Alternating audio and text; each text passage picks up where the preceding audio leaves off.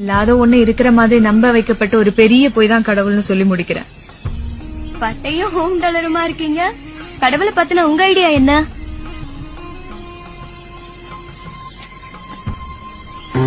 கடவுள் பத்தி ஒவ்வொருத்தருக்கும் ஒவ்வொரு புரிதல் இருக்கும்.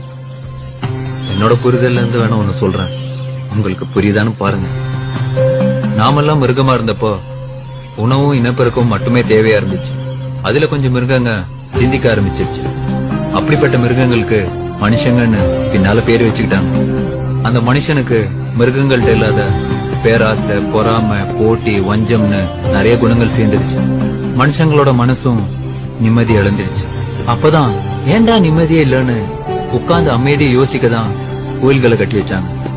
உட்கார்ந்து ஒழுக்கமா யோசிச்சவங்க நிம்மதியை கெடுத்த தேவையில்லாத குணங்களை உதுத்து விட்டுட்டு கடவுள் நிலையை அடைஞ்சாங்க. அந்த கடவுள் நிலையை அடைஞ்சவங்க கொடுத்துட்டு போன சிலபஸ் தான் திருமந்திரம், திருக்குறள், பகவத்கீதா, குர்ஆன், தம்மபதம், பைபிள்னு எல்லாம். அந்த சிலபஸ உண்மையா புரிஞ்சுட்டவங்க கடவுளோட மனநிலையை அடைய முடிஞ்சது. இப்ப நீங்க ப்ரூஸ்லி ஆகணும்னா ப்ரூஸ்லி மாதிரி டெய்லி பயிற்சி பண்ணீங்கன்னா ஒரு நாள் நீங்க ப்ரூஸ்லி ஆயிட முடியும். சும்மா போட்டோ வச்சு தொட்டு கும்பிட்டு தீபாராதனை காட்டினீங்கன்னா நீங்க ப்ரூஸ்லி ஆயிட முடியாது இல்லையா?